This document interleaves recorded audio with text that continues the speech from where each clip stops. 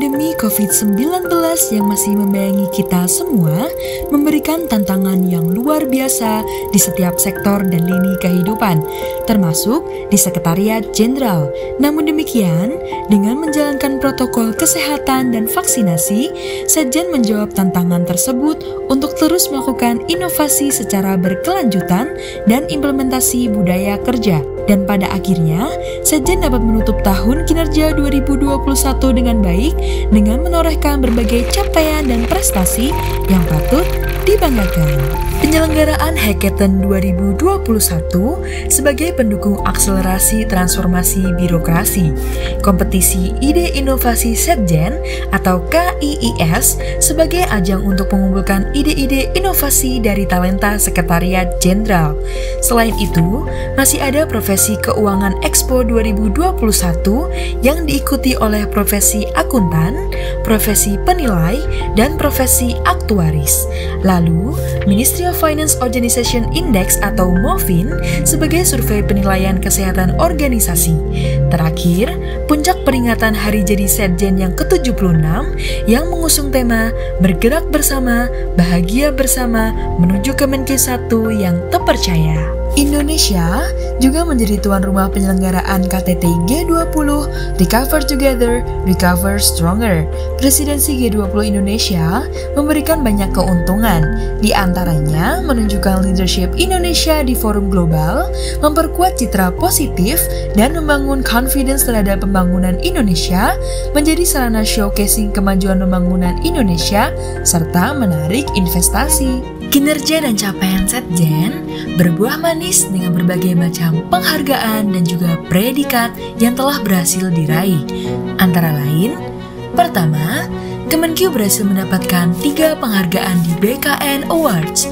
Kontak Center Kemenkeu Prime mendapatkan anugerah kategori Silver untuk kategori The Best Contact Center Operation. Kedua, Kemenkeu mendapatkan 3 penghargaan dalam Top Digital Awards tahun 2021, meraih Gold Winner atas kampanye APBN kita dalam kategori Kementerian dan Lembaga, kompetisi Marketing Week Humas Entrepreneur Awards 2021. Ketiga, PPID Kemenkeu juga memenangkan penghargaan Anugerah Keterbukaan Informasi Publik tahun 2021 kategori Kementerian sebagai Badan Publik Informatif. Keempat, terbaik 2 kategori komunikasi publik kementerian atau lembaga, BUMN, BUMD, dan perguruan tinggi negeri.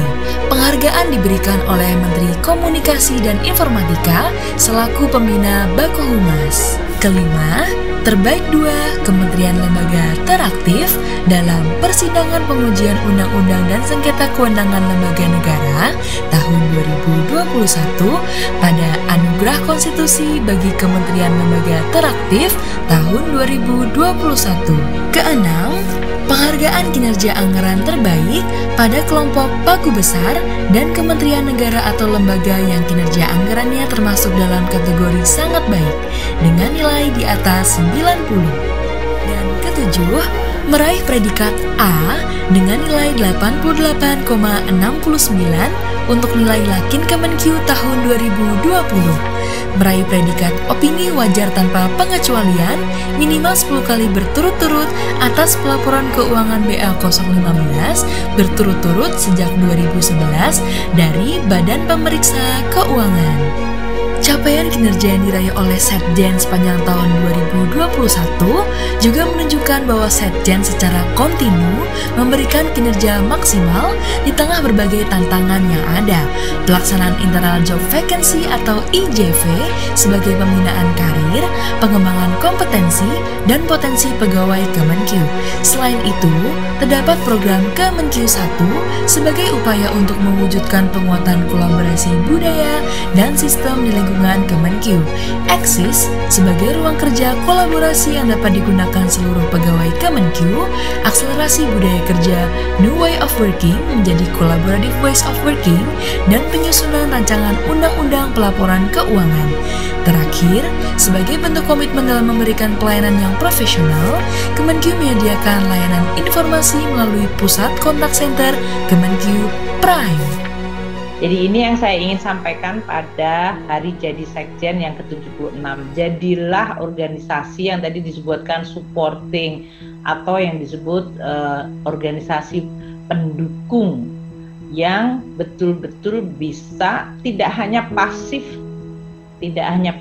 menyesuaikan diri, tapi dia bahkan menjadi motor penggerak untuk perubahan. Assalamualaikum warahmatullahi wabarakatuh. Salam sejahtera, Om Swastiastu, Namo Buddhaya, dan salam kebajikan. Rekan-rekan semua, pada momentum yang sangat baik ini, saya ingin mengucapkan terima kasih dan apresiasi kepada seluruh jajaran pimpinan, pegawai di lingkungan Sekretariat Jenderal atas dedikasi dan kerja keras selama tahun 2021 kemarin. Berbagai hal yang sudah kita lalui, tentunya mari kita jadikan sebagai alat introspeksi, evaluasi, dan acuan untuk selalu memperbaiki Sekretariat Jenderal yang kita cintai ini ke depannya. Pandemi tidak perlu menyurutkan kita untuk tetap melaksanakan program dan kegiatan, tentunya dengan tetap menerapkan protokol kesehatan. Rekan-rekan, berbagai capaian kinerja, prestasi, dan penghargaan yang membanggakan juga telah diraih oleh kita semua, tim daripada Sekretariat Jenderal. Untuk itu sekali lagi saya sampaikan terima kasih dan apresiasi. Sampaikan kepada seluruh jajaran kita semua. Kedepan, tantangan yang akan kita hadapi akan semakin besar. Beberapa perhelatan penting Kementerian Keuangan seperti KTT G20, IFIAR Inspection Workshop, dan juga pengembangan ke infrastruktur TIK Kementerian Keuangan, misalnya pembangunan data center, Cortex, Texcore, dan yang lain-lain, dan juga perwujudan implementasi program utama Kemenku 1 akan menjadi challenge tersendiri bagi kita semua di Sekretariat Jenderal. Terakhir, dengan semangat sinergi dan juga kolaborasi, mari kita song-song tahun kerja 2022 ini dengan menjaga momentum kebersamaan di kita semua Sekretariat Jenderal.